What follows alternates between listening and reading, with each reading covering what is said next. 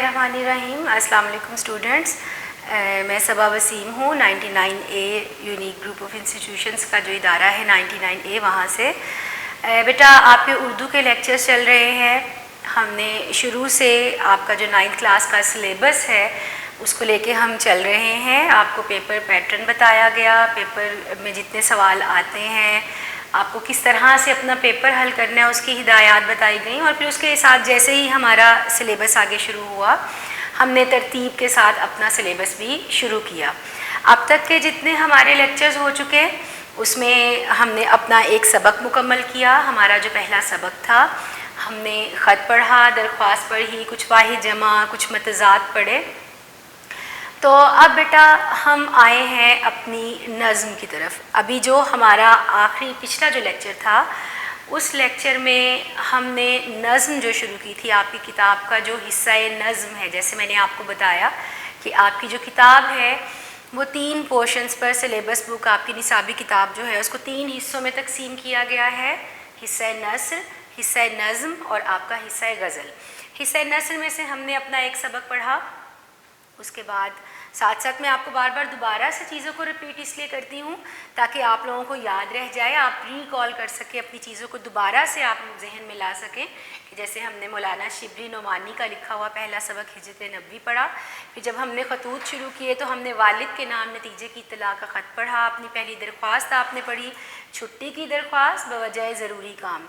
उसके बाद हमने हिस्सा नज़्म में से अपनी पहली नज़्म शुरू की, और उसमें से ज़ाहिरी बात है जैसे हमने अपना सबक किया था कि सबसे पहले हम क्या करते हैं, मुसन्निफ़ का तारुफ़ पढ़ते हैं, जिसकी लिखी हुई वो तसनीफ़ है। इसी तरह हमने शायर का तारुफ़ पढ़ा, जिसकी लिखी हुई नज़्म हम यहाँ पर पढ़ने लगे हैं। तो तारुफ़ हम पढ़ चुके। आज दोबारा से मैं यहाँ आपके पास लिखने लगी हूँ। तो कौन थे हमारे शायर जिनकी हम लिखी हुई नज़्म हमने आज पढ़नी है, और शायर का तारुफ़ हम जो है वो पढ़ चुके हैं। मौलाना अल्ताफ़ हुसैन हाली, बहुत मशहूर उर्दू के शायर हैं मौलाना अल्ताफ़ हुसैन हाली। और जैसे मैंने आपको पहले बताया था कि बेटा बहुत बड़े नसर निगार भी हैं और शायर भी बहुत बड़े हैं। ये नहीं कि सिर्फ नसर उन्होंने बहुत उम्दा लिखी, बल्कि उन्होंने शायरी भी बहुत उम्दा की। उसके बाद जैसे मैं आपको बताती हूँ कि आपने बहुत अच्छी तरह से याद रखनी है मुसन्निफ़ की तारीख़, पैदाइश का साल, और फिर उसके बाद उनकी वफ़ात का साल, क्योंकि ये वो चीज़ है जो आपसे MCQ में बोर्ड में पूछी जा सकती है और अमूमन पूछी जाती है। किसी भी शायर या किसी भी मुसन्निफ़ की जो तारीख़ दी जाती है, विलादत की का सन और वफ़ात का जो साल दिया जाता है वो पूछा जाता है। तो हम अपनी नज़्म जो पढ़ने लगे थे, हमारी नज़्म का नाम क्या है, हम्द। हम्द यानी ऐसी नज़्म जिसमें अल्लाह ताला की तारीफ़ बयान की जाए, वो नज़्म हम्द कहलाती है। मैंने बेटा आप लोगों को बताया था कि नज़्म में से आपको क्या क्या चीज़ें आएंगी। एक तो MCQ आपसे पूछे जाते हैं, दूसरा अशार की तशरीह पूछी जाती है, और मैंने आपको पैटर्न लिख के बाकायदा बताया था अशार की तशरीह का, कि इस तरह से इसकी इस प्रेजेंटेशन के साथ आप अपनी अशार की तशरीह जो है उसको करेंगे। मैं एक मरतबा फिर से आपको यहाँ पर लिख के बता रही हूँ ताकि आपको और अच्छी तरह से याद हो जाए। और जैसे मैंने पहले बताया था कि बेटा आपने क्या करना है, इसको आपने बोर्ड पर लिखना है। जब आप बोर्ड पे लिखेंगे, जो मैंने लिखा है बोर्ड पे, इसको आपने रजिस्टर पे लिखना है। उससे क्या होगा, लिखा हुआ जब आप उसको बार बार प्रैक्टिस करेंगे, बार बार पढ़ेंगे, लिख के प्रैक्टिस करेंगे अपने पैटर्न को, आपको अच्छे से वो याद हो जाएगा। अच्छा बेटा, अब मैं यहाँ फिर से एक मरतबा आपको लिख के दिखा रही हूँ। आपको मैं पहले भी बता चुकी हूँ, हर सवाल को आप शुरू करते हैं सवाल नंबर के साथ। आपने अपना सवाल नंबर लिखा, आप अशार की तशरीह करने लगे हैं। तो शेर की तशरीह के लिए क्या मैंने आपको बताया था, अगर दोबारा से आप उसको याद करें, सबसे पहले आप क्या लिखते हैं, शायर का नाम लिखते हैं। उससे अगली हेडिंग अब आप क्या देंगे, आपकी नज़्म का उन्वान, और उसके बाद आप लिखेंगे तशरीह। अगर आपको याद हो, मैंने आपको नज़्म का उन्वान के बाद और तशरीह से पहले एक चीज़ मैंने आपको बताई थी, जो चीज़ है आपका मफ़हूम। अच्छा बेटा, मफ़हूम की भी हेडिंग आप देते हैं। मैंने आपको पहले बताया था मफ़हूम के लिए क्या है कि आपने उसको लंबा नहीं लिखना, مفہوم کیا ہے؟ آپ نے اپنے شعر کو جو آپ کے 2 مصرے ہیں آپ نے اس کو کیا کرنا ہے؟ نثر بنا دینا ہے، یعنی سیدھا سیدھا آپ نے اس کا مطلب بیان کرنا ہے، نہ کہ آپ نے وہیں پہ اس کی تشریح شروع کر دینی ہے۔ بچے عموماً کیا غلطی کرتے ہیں کہ 3 سے 4 لائنوں کا مفہوم لکھ دیتے ہیں۔ اب اس سے کیا ہوتا ہے کہ بجائے آپ کی پریزنٹیشن کا ایک پلس پوائنٹ بننے کے وہ آپ کی نیگیٹو مارکنگ کی طرف چلا جاتا ہے۔ تو آپ نے یہ یاد رکھنا ہے کہ اگر تو آپ مفہوم کو 1 سے 1.5 لائن کا لکھ سکتے ہیں تو ضرور لکھیے، ورنہ آپ تشریح کی ہیڈنگ دیجیے اور تشریح لکھیے۔ اور میں نے یہ بھی آپ کو بتایا تھا کہ بیٹا آپ نے 1 سے 1.5 صفحے کی آپ نے اپنے شعر کی تشریح لکھنی ہے اور اس میں حوالے کے 2 اشعار لکھنے ہیں۔ جیسے آپ کی نظم کا عنوان ہے حمد، یعنی جس میں اللہ کی تعریف بیان کی جا رہی ہے، تو یہاں پر آپ کسی بھی قرآنی آیت کا ترجمہ اللہ کی شان سے متعلق، اللہ کی بڑائی سے متعلق، اس کی قدرت سے متعلق قرآنی آیات کے تراجم ہیں، آپ وہ مارکر سے نمایاں کر کے انورٹڈ کاماز لگا کے ایک ہیڈنگ کے طور پر ہیڈنگ بنا کر، یعنی آپ کوئی بھی حوالہ جو ہے بیچ میں آپ وہ لکھ سکتے ہیں۔ اس کے ساتھ ساتھ حوالے کے 2 اشعار، یعنی اسی موضوع سے متعلق اللہ تعالیٰ کی شان، اللہ کی تعریف سے متعلق کم از کم 2 اشعار حوالے کے آپ اس میں اس کے ساتھ ضرور لکھیں گے۔ ان کو بھی آپ مارکر سے ہیڈنگ دے کے نمایاں کر کے آپ اس کو لکھیں گے۔ ایک میں نے علامت آپ کو سکھائی تھی اگر یاد ہو، ہر شعر لکھنے سے پہلے آپ کو وہ علامت لگانی ہے، یعنی کہ یہ آپ اپنا شعر لکھ رہے ہیں۔ تو بیٹا MCQ آئیں گے، آپ کو مختصر جوابات آئیں گے آپ کی نظم میں سے، جو کہ یہاں پر آپ کی مشق میں دیے گئے ہیں سوال، آپ اس کو بھی اچھی طرح سے دیکھیں گے، ہم لوگ پڑھیں گے، اس کو یاد کریں گے۔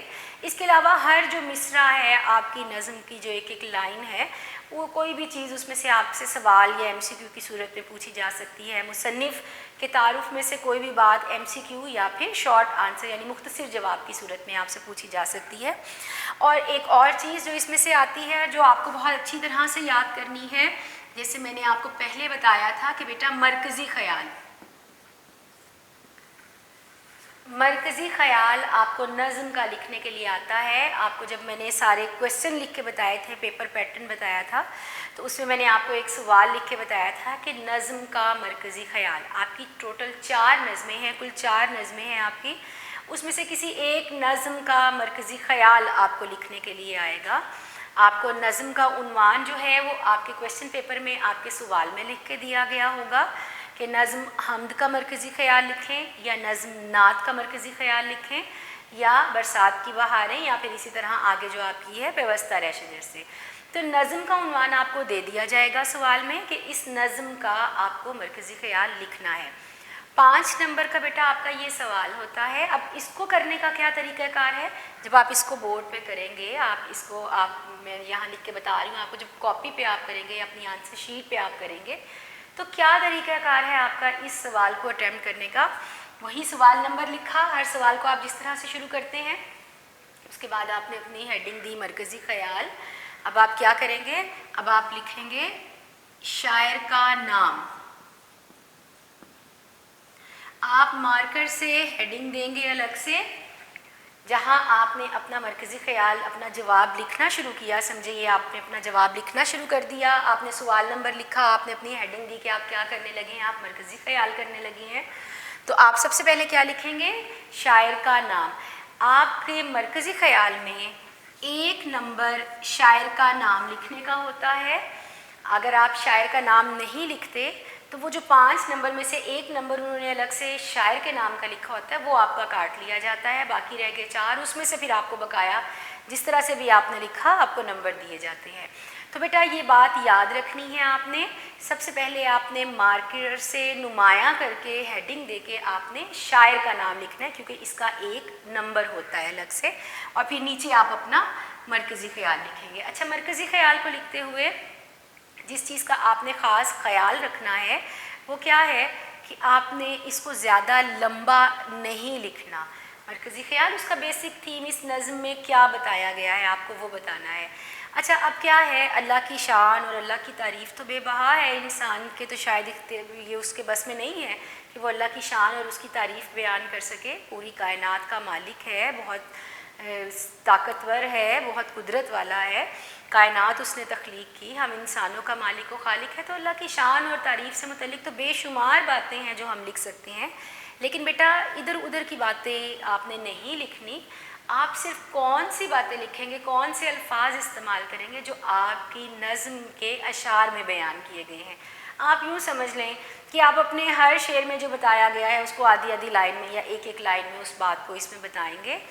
اور 4 سے 5 لائنیں، میں دوبارہ سے بول رہی ہوں بیٹا، 4 سے 5 لائنوں کا آپ کا مرکزی خیال ہونا چاہیے. 4 یا 5 لائنوں سے لمبا اگر آپ اپنا مرکزی خیال کریں گے تو پھر کیا ہوگا، آپ کی نیگیٹو مارکنگ شروع ہو جاتی ہے، بجائے آپ کو زیادہ نمبر ملنے کے آپ کے نمبر الٹا کم ہونا شروع ہو جاتے ہیں، کٹنا شروع ہو جاتے ہیں. تو بیٹا اس چیز کا خاص خیال رکھیے گا کہ آپ کو مرکزی خیال لکھتے ہوئے اس کو لمبائی کا آپ کو دھیان رکھنا ہے کہ آپ کو اس کو زیادہ لمبا نہیں لکھنا. تو کون سی 2 چیزیں ہیں مرکزی خیال لکھتے ہوئے جس کو آپ نے بہت اچھی طرح سے یاد رکھنا ہے؟ سب سے پہلی تو یہ کہ آپ الگ سے ہیڈنگ دے کے شاعر کا نام لکھیں گے، کیونکہ اس کا باقاعدہ ایک نمبر اس کے لیے رکھا گیا ہے جو آپ کو اس میں ملتا ہے. اور دوسری بات، آپ اس کی طوالت، اس کی لمبائی کا خیال رکھیں گے کہ آپ مرکزی خیال کو زیادہ لمبا نہیں لکھیں گے. آپ کے یونیک نوٹس میں آپ کی بہت بہتر رہنمائی کے لیے، اچھی تیاری کے لیے جو لکھ کے دیا گیا ہے مرکزی خیال، تو اگر آپ اس کو لکھتے ہیں اپنی آنسر شیٹ پہ تو وہ بالکل پرفیکٹ ہے، بالکل مکمل، جتنا آپ کو چاہیے، جتنا ایک نظم کا مرکزی خیال ہونا چاہیے اتنا ہی وہ آپ کو لکھ کے وہاں پر دے دیا گیا ہے. تو آپ نے کوشش کیا کرنی ہے کہ وہاں سے بھی مدد لیں، جو ہم پڑھ رہے ہیں اس کو بھی یاد رہیں، اور اپنے نوٹ سے ضرور مدد لیں. تو بیٹا یہ وہ چیزیں ہیں جو آپ سے ایک نظم سے متعلق پوچھی جاتی ہیں، یعنی MCQ پوچھے جائیں گے، مختصر جوابات اس میں سے آئیں گے، آپ کو اشعار کی تشریح کرنے کے لیے آئے گی، اور آپ کو اس میں سے مرکزی خیال لکھنے کے لیے آئے گا. اور اپنے کس سوال کو آپ نے کس طرح سے اٹیمپٹ کرنا ہے یہ میں نے آپ کو یہاں بورڈ پہ لکھ کے بتا دیا. تو یہاں تک تو ہو گیا وہ سارا طریقہ کار، وہ ان چیزوں کا جو آپ سے ایک نظم میں سے پوچھی جاتی ہیں. اب آگے بیٹا آ چکے ہمیں اپنی نظم شروع کرنی ہے. ہم اپنی نظم کا پہلا شعر جو ہے، تعارف ہم شاعر کا پڑھ چکے، آج ہم اپنی نظم کا پہلا جو شعر ہے، تشریح ہم اس کی ایک ایک شعر کی جو ہے وہ ہم پڑھیں گے، اس کو سمجھنے کی کوشش کریں گے. جیسے میں نے پہلے بتایا کہ ہر ایک شعر میں آپ حوالے کے کم از کم 2 اشعار کوشش کریں ضرور لکھیں. کوئی آیت کا ترجمہ حوالے کے طور پر، کوئی حدیث کا ترجمہ، کوئی قول کسی کا ہے تو وہ بھی آپ اس میں لکھ سکتے ہیں انورٹڈ کوماز لگا کے. تو ہمارا جو پہلا شعر ہے جو آج ہم پڑھنے لگے ہیں، یہاں پر میں وہ شعر لکھ رہی ہوں. ہاں جی بیٹا، یہ میں نے شعر لکھ دیا. اب آگے ہم اس سے متعلق جو بھی حوالے کے اشعار اگر ہم ساتھ ساتھ کچھ پڑھ رہے ہیں جو لکھیں گے ہم بیچ میں، وہ بھی میں آپ کو بورڈ پہ لکھ کے بتاتی جاؤں گی. اور اس کے علاوہ ضروری نہیں کہ جو میں نے آپ کو لکھ کے دیے حوالے کے اشعار آپ صرف وہی لکھیں گے.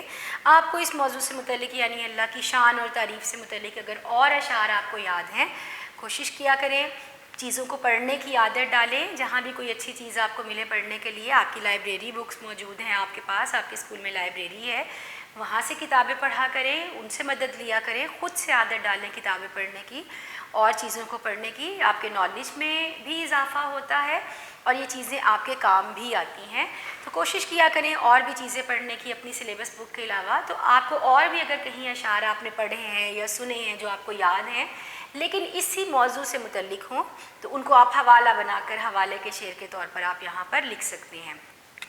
تو بیٹا ہمارا پہلا شعر ہم نے جیسے پڑھا تھا، مولانا الطاف حسین حالی ہمارے شاعر ہیں، اردو کے بہت بڑے شاعر ہیں. جب ہم ایک شعر کی تشریح کرتے ہیں تو ایک شعر کی تشریح کرتے ہوئے ہم کوشش کرتے ہیں کہ اس کو جو ابتدا کریں، جو ہم اس کو شروع کرتے ہیں اپنے شعر کو، تو کوشش ہماری یہ ہوتی ہے کہ ہم شاعر کے تعارف سے اس کو شروع کریں. اب تعارف سے شروع کرنے سے مراد یہ نہیں ہے کہ آپ نے جو تعارف پڑھا ہے آپ 5-6 لائنیں آپ اسی کی لکھ رہے ہیں. آپ کو کیا کرنا ہے، آپ کو 1 سے 2 لائنوں میں شاعر کی کام کی خوبیوں کے بارے میں بتانا ہے. یہاں ہم اب اس کی ذاتی زندگی سے متعلق ہم یہاں کچھ نہیں لکھیں گے شاعر کی، بلکہ ان کے کام کی خوبیاں جو ہیں ان کا ہم ذکر کریں گے. یعنی ان کا کام یہاں پہ ہم کیا پڑھیں، شاعری.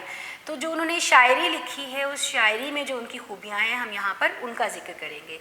تو پہلا ہمارا شعر ہے بیٹا، قبضہ ہو دلوں پر کیا اور اس سے سوا تیرا، ایک بندہ نافرما ہے ہم سرا تیرا. تو پہلا شعر ہے. اچھا بیٹا ایک چیز اور آپ کو جو یاد رکھنی ہے آپ جب کوئی بھی نظم پڑھتے ہیں یا غزل پڑھتے ہیں، خاص طور پر ویسے عموماً غزلوں میں یہ ہوتا ہے، ایک چیز یاد رکھیے گا، ایک چیز کہلاتی ہے مطلع اور ایک چیز کہلاتی ہے مقطع. یہ جب ہم غزل پڑھیں گے تو پھر دوبارہ سے ہم اس کو کریں گے. عموماً جو غزل کا پہلا شعر ہوتا ہے وہ کہلاتا ہے مطلع، اور جو غزل کا آخری شعر جس میں شاعر نے اپنا تخلص بھی استعمال کیا ہو وہ کہلاتا ہے مقطع. ابھی ہم چونکہ نظم پڑھے ہیں تو ہم نظم کا پہلا شعر پڑھے، جب ہم اپنی غزل پڑھیں گے تب میں آپ کو تفصیل سے بورڈ پہ لکھ کے اس کے متعلق سارے بتاؤں گی آپ کو. تو پہلا ہمارا شعر ہے قبضہ ہو دلوں پر کیا اور اس سے سوا تیرا، ایک بندہ نافرما ہے ہم سرا تیرا. جیسے میں نے آپ کو پہلے بتایا مفہوم، اگر مفہوم مطلب اس کا مطلب واضح کیا جائے تو مطلب ہم کس طرح سے اس کا واضح کریں گے. یہ نہیں کہ وہ آپ 3-4 لائنوں میں بیان کر دیں کہ شاعر اس میں یہ کہنا چاہتا ہے یا شاعر یہ کہنا چاہتا ہے، اس طرح سے نہیں شروع کرتے.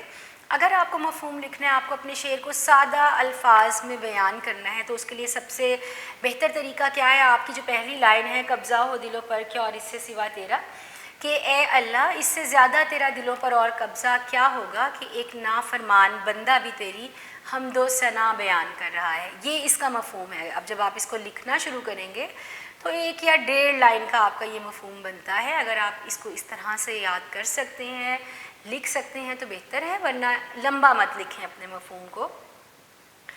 جی تو شاعر اب اس جیسے ہمیں پتہ چلا کیا ہے پوری نظم، کیا ہے اللہ تعالیٰ کی شان اور تعریف سے متعلق، تو ہم اللہ تعالیٰ کے جو اللہ کے حقوق ہیں جن کو حقوق اللہ کہا جاتا ہے، تو ان کی ادائیگی میں جو احتیاط کی جاتی ہے یا جو ایک ذمہ داری انسان برتتا ہے. اللہ تعالیٰ نے انسان کو اس دنیا میں بھیجا تو اللہ تعالیٰ نے انسان کو بے مقصد اس دنیا میں نہیں بھیجا، بلکہ اس کا مقصد ہے، ہماری زندگی کا کوئی مقصد ہے. اللہ تعالیٰ نے ہمارے ساتھ رشتے ناطے رکھے، ہمارے ذمے کچھ فرائض لگائے، حقوق اللہ دیے، اللہ کے کچھ حقوق جو ایک بندے کو ادا کرنے ہیں، اور کچھ حقوق العباد دیے، یعنی بندوں کی طرف ہمارے جو حقوق ہیں جو ہمیں ادا کرنے ہیں. تو اللہ تعالیٰ نے انسان کو اگر اس دنیا میں بھیجا ہے تو بے مقصد نہیں بھیجا، بلکہ اس کی اس دنیا میں زندگی گزارنے کا ایک مقصد ہے. تبھی اس کو اشرف المخلوقات کہا گیا. اشرف المخلوقات، جتنی چیزیں اس نے خلق کی ہیں، جتنی چیزیں اس نے بنائی ہیں، ان میں سب سے بہتر، سب سے اشرف، سب سے بڑھ کر سب سے بہتر. تو انسان اور جانور کا جو فرق ہے وہ اس کی عقل ہے، اس کا شعور ہے. اور عقل اور شعور ہمیں کیا سکھاتا ہے؟ پہچان سکھاتا ہے، اچھے اور برے کی پہچان، اس میں فرق کرنے کی پہچان، اپنے مالک کو پہچاننے کی پہچان، اور اس کی عبادت کرنے کا طریقہ سلیقہ، اس کے علاوہ جو حقوق العباد اس نے ہمارے ذمے لگائے ہیں ان کو پورا کرنے کا طریقہ. تو شاعر یہاں پر یہی اس چیز کو بیان کرتا ہے کہ اے اللہ، جو شخص بھی تیری اطاعت کرتا ہے، جو تجھے مانتا ہے، تو ظاہری بات ہے اللہ کے جو حقوق ہیں، جو حقوق اللہ کہلاتے ہیں، تو ان کی ادائیگی میں بہت احتیاط اور جو ذمہ داری ہے وہ برتنی انسان کو پڑتی ہے. اور اللہ کی حمد و ثنا کرنا تو سمجھ میں آتا ہے کہ ہمارا مالک ہے، خالق ہے، ہمیں پیدا کرنے والا ہے، اسی نے ہمیں پیدا کیا اور لوٹ کے بھی ہمیں اسی کی طرف جانا ہے. تو وہی ہماری ابتدا ہے، وہی ہماری انتہا ہے. لیکن کیا ہے کہ اس کے ایمان میں جو عمل کا تقاضا ہے، اور وہ کیا ہے کہ جب وہ اللہ تعالیٰ کی حمد بیان کرتا ہے، حمد سرا کا مطلب ہوتا ہے اللہ کی حمد بیان کرنا، اس کی تعریف بیان کرنا، اس کی شان بیان کرنا. تو اگر ایک ایسا شخص ہے جو اس کے جتنے بھی کہے ہوئے جو اس کی باتیں ہیں، جو اللہ کے فرمان ہیں، اگر وہ اس پر عمل نہیں کرتا، اور جو اس دنیا میں آ کر اس دنیا کی رنگینیوں میں کھو کر اپنا مقصد بھول جاتا ہے، اللہ کے احکامات پر عمل نہیں کرتا، اپنی منمانی کرتا ہے، تو پھر وہ کیا کہلائے گا؟ وہ ایک نافرمان بندہ کہلائے گا. ایک تو فرما بردار بندہ ہے اللہ کا، جو اس دنیا میں اللہ کے بتائے ہوئے احکام کے مطابق زندگی گزارتا ہے. تو جب ان احکامات کو کسی شخص نے بھلا دیا، اب جو اس کے احکامات کے مطابق زندگی گزار رہا ہے وہ کیا ہے؟ وہ تو اس کا بڑا فرما بردار بندہ ہے. اب شعر میں شاعر نے کس چیز کا ذکر کیا؟ ایک بندہ نافرما، ایک ایسا بندہ جو اس کا حکم نہیں مانتا، جو اپنی منمانی کرتا ہے، اس کے حکم کے خلاف چلتا ہے. تو شاعر یہاں یہی بات بتا رہا ہے کہ ایسا شخص جس کے لیے اس کی خواہشات، اس کی مرضی یہی سب کچھ ہو اور وہ اللہ تعالیٰ کے احکامات کو بھلا دے، لیکن پھر بھی وہ اللہ کی تعریف بیان کرے۔ اب جو اللہ کو سمجھتا ہے، جانتا ہے، اس کی شان کو، اس کی عبادت کرتا ہے، وہ اگر اس کی تعریف کرتا ہے تو پھر تو ہمیں سمجھ میں آتا ہے، لیکن ایک بندہ جو نافرمان ہے، اپنی منمانی کرتا ہے، لیکن پھر بھی وہ اللہ کی تعریف بیان کرنے پر مجبور ہو جائے، تو پھر یہ سوچنے کی دعوت دیتی ہے، ہمیں یہ بات کچھ سوچنے کی دعوت دیتی ہے۔ آپ یہاں پر حوالے کا شعر لکھ سکتے ہیں: عظمت تیری معنی بن کچھ بن نہیں آتیاں، ہے خیرہ اور سرکش بھی دم بھرتے سزا تیرا۔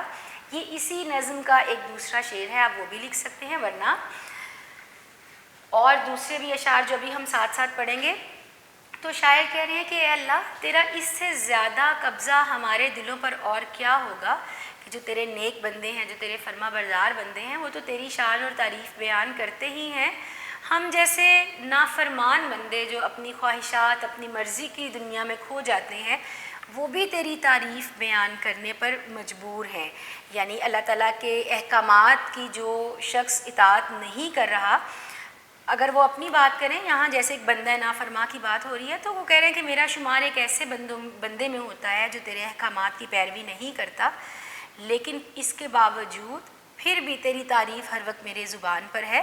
تو یہ کس چیز کی دلیل ہے؟ اللہ کی کامل قدرت کی دلیل ہے کہ وہ کتنی طاقت والا، کتنی قدرت والا ہے، اور ہمارے دلوں تک پہ اس کا قبضہ ہے، اختیار ہے، ہماری سوچ پر، ہمارے ذہن پر، ہمارے دل پر، ہمارے ارادوں پر اللہ تعالیٰ کے قبضے کی اس سے بڑی دلیل اور کیا ہوگی کہ انسان کتنی بھی غلطیاں کر لے، کوتاہیاں کر لے، تو پھر وہ کہاں جاتا ہے؟ پھر بھی کس کی تعریف بیان کرتا ہے؟ اپنے اللہ کی۔ نہ کہیں جہاں میں اما ملی، جو اما ملی تو کہاں ملی، میرے جرم خانہ خراب کو تیرے عفو بندہ نواز میں۔ کہ انسان کتنی بھی غلطیاں کوتاہیاں کر لے، اس دنیا میں کھو جائے، لیکن آخر وہ کہاں پلٹتا ہے، کس طرف رجوع کرتا ہے؟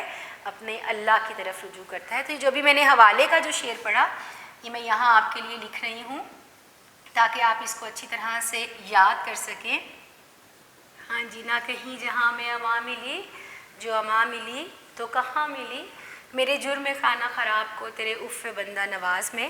اور پھر جس طرح اللہ تعالیٰ قرآن پاک میں بھی ارشاد فرماتا ہے کہ بے شک انسان ظالم واقع ہوا، یعنی اب یہاں ظالم سے مراد کیا ہے؟ دوسروں پر ظلم کرنا نہیں، بلکہ خود پر ظلم کرنا۔ جب ہم اللہ تعالیٰ کے احکامات کی پیروی نہیں کرتے تو ظاہری بات ہے وہ ہم خود پہ ظلم کر رہے ہیں۔ دنیا جو ہے یہ تو آخرت کی کھیتی ہے، جو کچھ یہاں پہ آپ بو رہے ہیں وہی آپ آگے جا کے کاٹیں گے۔ تو ہمارے اعمال ہی چونکہ ہمارے سامنے آتے ہیں۔ اب یہاں قرآن پاک کا جو ارشاد میں نے آپ کو بتایا کہ بے شک انسان ظالم اور جاہل واقع ہوا، تو جیسے میں نے آپ کو بتایا کہ آپ کوئی بھی حوالہ جو ہے آپ اس کو انورٹڈ کوما لگا کر مارکر کے ساتھ، اور جب لکھ لیا آپ نے انورٹڈ کوماز پھر سے لگا دیے، یعنی آپ نے اپنی کوٹیشن مکمل کر لی، تشریح لکھتے ہوئے درمیان میں آپ مارکر سے نمایاں کر کے اس کو لکھ سکتے ہیں۔ یا اسی طرح ایک اور جگہ ارشاد ہوتا ہے کہ بے شک انسان جلد باز واقع ہوا ہے، یعنی مراد کیا ہے کہ انسان ہی خطا کا پتلا ہے، بہت سی غلطیاں کوتاہیاں کرتا ہے۔ تو حالی یہاں پر کیا بیان کرنا چاہ رہے ہیں، ان کا موقف کیا ہے کہ میں ایک گناہ گار بندہ ہوں، مجھ سے بہت سی غلطیاں کوتاہیاں ہوئیں، میں اللہ تعالیٰ کے احکامات کی پیروی نہیں کرتا، ان پر عمل نہیں کرتا، لیکن پھر بھی اس کی تعریف بیان کرنے پر مجبور ہوں، پھر بھی اس کی تعریف بیان کرتا ہوں۔ تو یہ اس بات کی دلیل ہے کہ اللہ تعالیٰ کی حکومت جو ہے وہ انسان کے دلوں پر بھی ہے، اللہ تعالیٰ کا اختیار اس کی سوچ، دماغ اور اس کے دل پر بھی ہے۔ تو بیٹا یہ ہمارا پہلا شعر تھا، مجھے یقین ہے آپ کو سمجھ میں آ گیا ہوگا، آپ اپنے نوٹس میں سے بھی اس سے مدد لے سکتے ہیں۔ تو یہ ہم نے اپنا نظم کا پہلا شعر پڑھ لیا۔ اب آگے بیٹا ہم اپنا دوسرا شعر پڑھیں گے۔ اب یہاں پر چونکہ میں اپنا دوسرا شعر لکھنے لگی ہوں، اس کے بعد پھر اس کے لیے حوالے کے جو اشعار یا بیچ میں اگر ہمیں کوئی اور حوالہ دینا ہے تو وہ بھی ہم ساتھ ساتھ لکھ لیں گے۔ تو اب ہم اپنا شعر نمبر 2 پڑھیں گے، اور ہمارا شعر ہے، ہاں جی، پہلا ہمارا شعر تھا قبضہ ہو دلوں پر کیا اور اس سے سوا تیرا، ایک بندہ نافرما ہے ہم سرا تیرا۔ اب ہمارا دوسرا شعر ہے اسی نظم کا، گو سب سے مقدم ہے حق تیرا ادا کرنا، بندے سے مگر ہوگا حق کیسے ادا تیرا۔ کیوں کر یا کیسے، کچھ ایڈیشنز میں کیوں کر بھی ہے، اور آپ کی اس والے ایڈیشن میں کیسے لکھا ہوا ہے۔ اچھا بیٹا، جو مشکل الفاظ ہوتے ہیں ان کا مطلب جو ہے وہ آپ کو اچھی طرح سے اس میں آنا چاہیے۔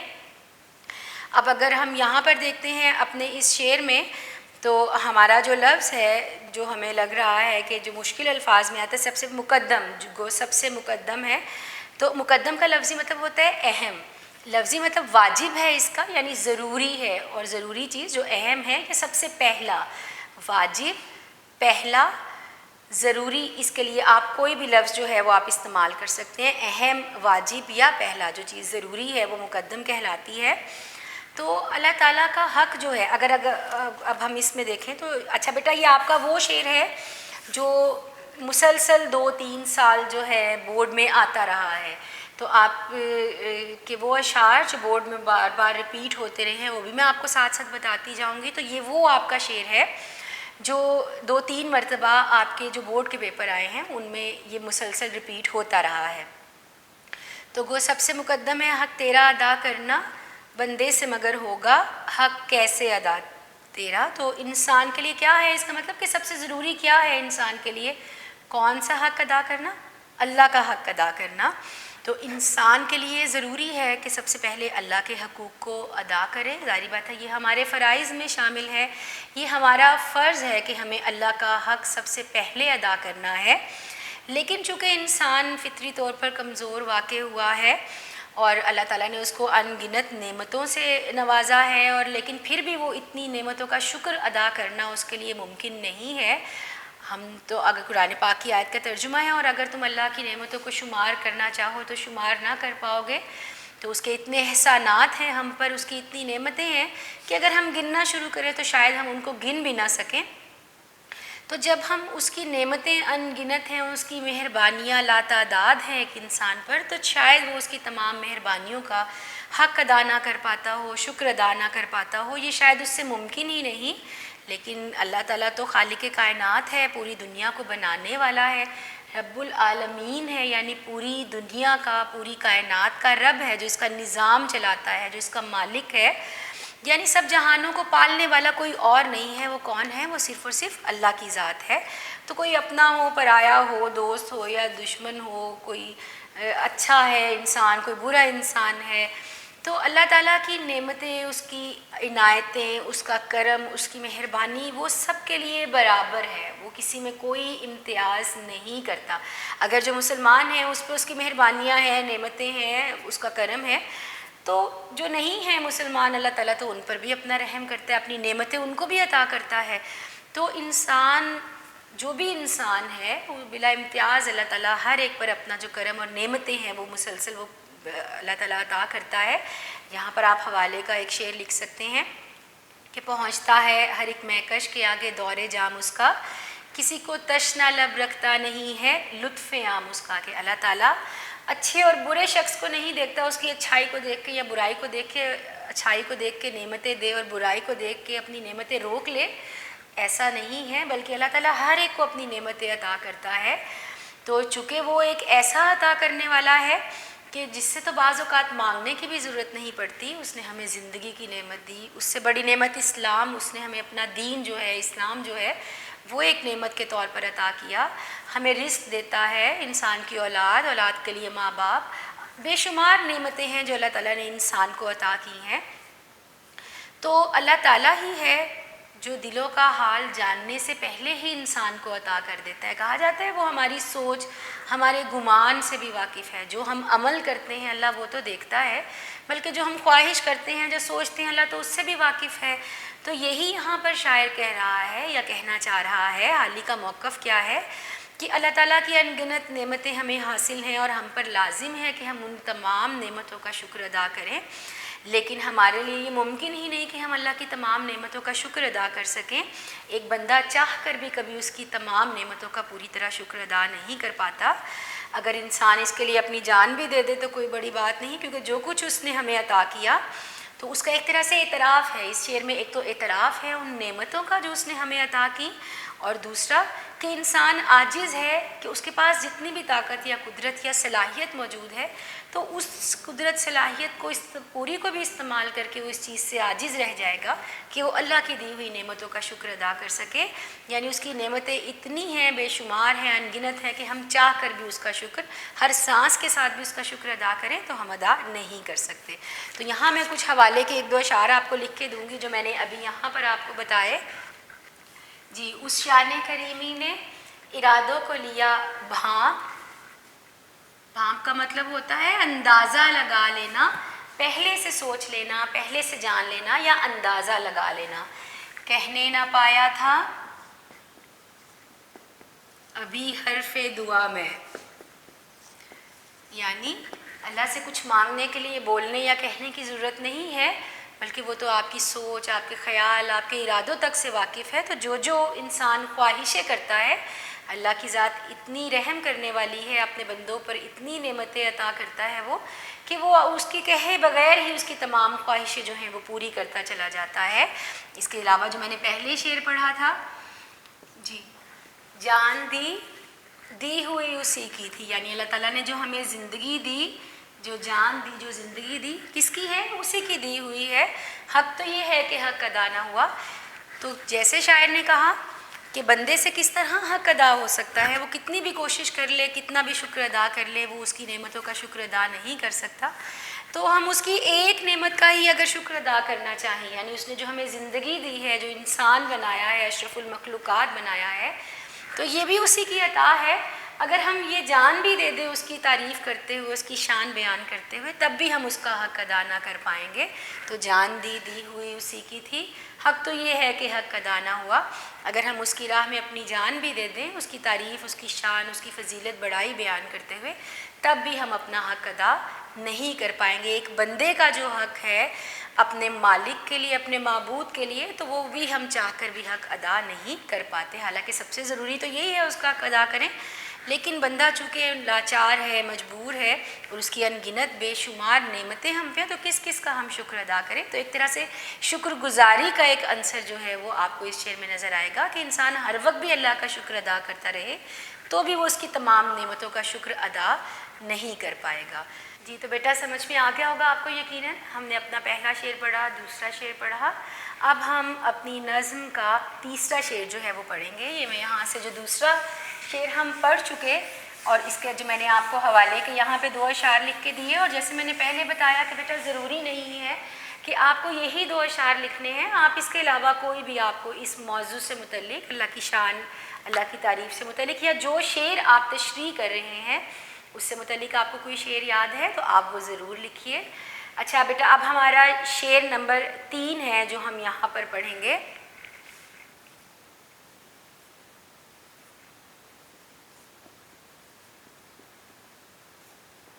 ہاں جی، محرم بھی ہے ایسا ہی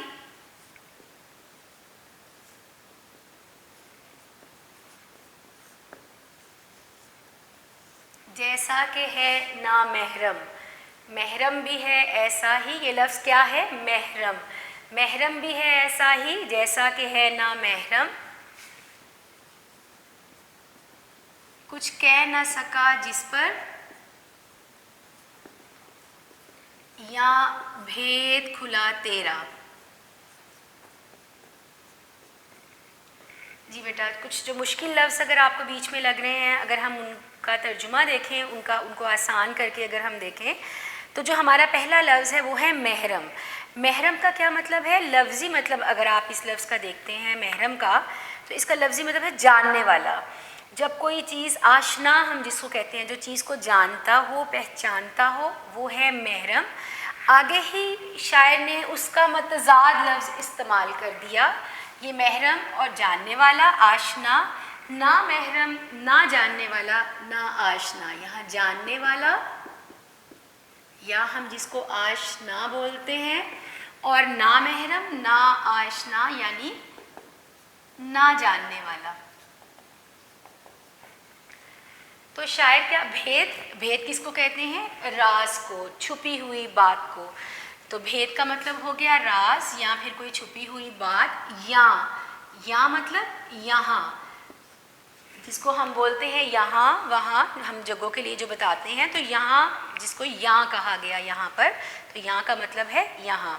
اچھا بیٹا، شاعر نے ہمیں کیا کہا شعر میں؟ اگر آپ اپنے شعر کو پڑھتے ہیں، محرم بھی ہے ایسا ہی جیسا کہ ہے نا محرم، جاننے والا بھی بالکل ویسا ہی ہے جیسا کہ نہ جاننے والا، جس پر بھی تیرا راز کھل گیا وہ اس کو بیان نہ کر سکا۔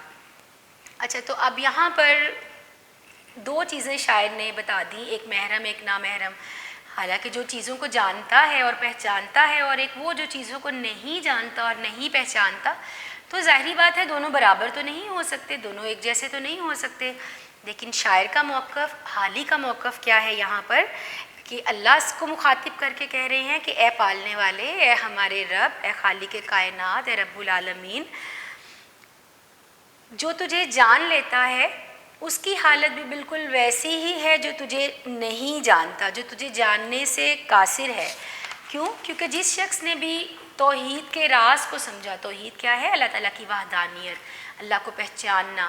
جب ہم اس چیز پر یقین رکھتے ہیں، توحید پر یقین رکھتے ہیں، یعنی اللہ ایک ہے، کوئی اس کا شریک نہیں ہے، وہی تمام کائنات کو تخلیق کرنے والا ہے، اسی کے حکم سے ہم دنیا میں ہیں اور اسی کے حکم سے ہم اس دنیا سے جائیں گے، اور روز جزا اسی کے حکم سے دوبارہ زندہ کیے جائیں گے۔ مختلف عوامل ہیں جو مل کر آپ کو توحید کا ایک جو آپ کا عقیدہ ہے وہ مکمل کرتے ہیں۔ لیکن یہاں پر بیان کیا ہو رہا ہے کہ جو اللہ کی شان کو، اس کی قدرت کو، اس کی بڑائی کو پہچان لیتا ہے، اللہ تعالیٰ کی وحدانیت کو سمجھ لیتا ہے، تو پھر اس کے پاس الفاظ ہی نہیں رہ جاتے کہ وہ ان کو بیان کر سکے، وہ اللہ کی شان، اس کی تعریف، اس کی بڑائی کو بیان کر سکیں، جو اس کی ذات کی بلندی کو، وہ کتنی بلند ذات ہے، وہ کتنی طاقتور ذات ہے، وہ کتنی زیادہ اپنے اندر قدرت رکھتا ہے، طاقت رکھتا ہے۔ تو جب انسان اس چیز کو پہچان لیتا ہے تو اس کے پاس تو وہ الفاظ ہی نہیں رہ جاتے کہ وہ ان کو بیان کر سکے، اس کی وحدانیت کو، اس کی طاقت کو، اس کی شان کو بیان کر سکے۔ چونکہ انسان کی صلاحیتیں محدود ہیں، انسان کے پاس جو عقل ہے، شعور ہے، وہ بھی اللہ ہی کی عطا کی گئی ایک نعمت ہے، اور اللہ تعالیٰ نے چونکہ انسان کو اس علم کی بدولت، جاننے اور پہچاننے کی بدولت ہی اس دنیا میں اپنا خلیفہ یا نائب بھی ایک لفظ اللہ تعالیٰ نے عطا کیا، تو وہ ہمارے علم ہی کی بدولت ہے۔ لیکن کتنا بھی ہم چیزوں کے بارے میں جان لیں، پہچان لیں، کوشش کر لیں، پھر بھی ہماری صلاحیتیں اتنی نہیں ہیں، وہ پھر بھی محدود ہیں کہ ہم اس کی شان تک پہنچ سکیں یا اس کی شان کو بیان کر سکیں۔ تو اپنی ان محدود صلاحیتوں کی بنا پر جو اللہ تعالیٰ کے بارے میں انسان کچھ نہیں جان سکتا یا کچھ نہیں کہہ سکتا، لاکھ پردوں میں تو ہے بے پردہ، سو نشانوں میں بے نشاں تو ہے، کہ وہ ذات ہمیں نظر بھی آتی ہے، نہیں بھی نظر آتی، نظر نہیں آتی لیکن ہر طرف اس کے جلوے، اس کی قدرت نظر آتی ہے۔ تو یہ کائنات بلا مقصد ہی تخلیق نہیں ہوئی، کوئی ہے جو اس کو تخلیق کرنے والا ہے، جو اس کو بنانے والا ہے۔ تو الطاف حسین حالی کا موقف کیا ہے کہ تجھے جاننے والا اور نہ جاننے والا دونوں ایک برابر ہو گئے۔ کیسے ایک برابر ہو گئے؟ کہ تیری شان اتنی وسیع ہے، تیری قدرت اتنی وسیع ہے کہ چاہ کر بھی وہ اس کو بیان نہیں کر سکتا، تو پھر ظاہری بات ہے جاننے والے اور نہ جاننے والے میں کوئی واضح فرق باقی نہ رہ گیا۔ تو ان کا مقصد کیا ہے یہاں بتانے کا کہ اگر توحید کا کچھ شعور کسی شخص کو حاصل ہو بھی جاتا ہے لیکن مکمل آگاہی اس کو نہیں ہو سکتی، اور اگر جاننے والا یہ دعویٰ کرتا ہے تو پھر نہ جاننے والے کے ساتھ وہ برابر ہی ہو جاتا ہے، کیونکہ ہمارے اتنی طاقت قدرت ہی نہیں ہے، اتنی عقل شعور ہی نہیں ہے کہ ہم اس کو پہچاننے کے بعد بیان کر سکیں، اس کو پہچان سکیں۔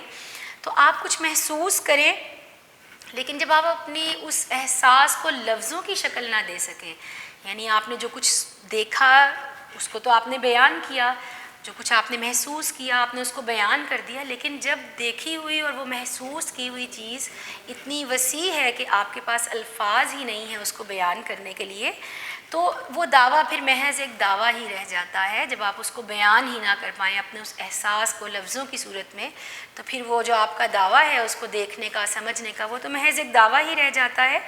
تو اصل میں مقصد کیا ہے کہ اللہ تعالیٰ کو پہچاننا اس کی مخلوق کے بس کی بات نہیں ہے کہ وہ اللہ تعالیٰ کو پہچان سکے یا اس کی قدرت، اس کی شان کا اندازہ لگا سکے اور پھر اس کو بیان کر سکے، کیونکہ صحیح معنوں میں پہچاننے سے اور اس کی شان کا اندازہ لگانے سے انسان عاجز اور بے بس ہے۔ تو دوسرا کون ہے جہاں تو ہے، کون جانے تجھے کہاں تو ہے، تو وہ تو اتنی وسیع اتنی طاقتور ذات ہے کہ چاہ کر بھی ہم نہیں اندازہ لگا سکتے کہ اس کی بڑائی، اس کی عظمت، اس کی طاقت، اس کی نعمتیں انگنت، اس کی جو اس کی قدرت ہے وہ کتنی وسیع ہے۔ تو انسان بیان کرنے سے، اس کے پاس وہ الفاظ ہی نہیں، وہ اس سے عاجز ہے۔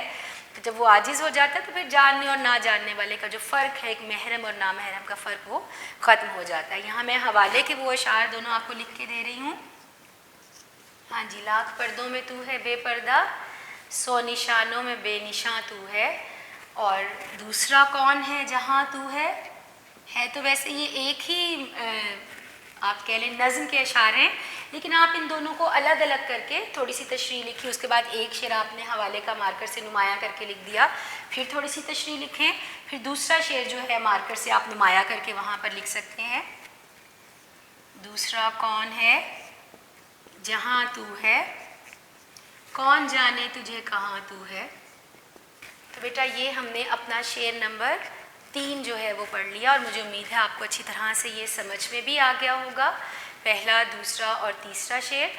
چونکہ تمام اشعار کا موضوع ایک ہی ہے، ایک ہی موضوع سے متعلق ہے، کیا موضوع ہے؟ اللہ تعالیٰ کی تعریف، اللہ تعالیٰ کی شان اور اس کی بڑائی بیان کرنا۔ تو چونکہ تینوں ایک ہی موضوع سے متعلق ہیں تو آپ کو بہت آسانی ہو جاتی ہے اس میں، آپ حوالہ جات جو دیتے ہیں یا جو اشعار آپ لکھتے ہیں، چونکہ ہر ایک چیز، ہر ایک شعر ایک ہی موضوع سے متعلق ہے، تو اگر آپ بہت سے اشعار الگ الگ نہیں بھی یاد کریں گے، کوئی 5-6 اشعار آپ یاد کرتے ہیں تو آپ آسانی سے اپنے ہر شعر کی تشریح میں وہ لکھ سکتے ہیں۔ جی تو بیٹا آج ہم نے اپنی نظم کے 3 اشعار جو ہیں ان کی تشریح ہم نے پڑھ لی۔ اب انشاءاللہ آج ہمارے لیکچر کا چونکہ وقت اب ختم ہو رہا ہے، تو انشاءاللہ کل ہم جو اپنا لیکچر شروع کریں گے وہ ہم اپنی نظم کے شعر نمبر 4 سے شروع کریں گے۔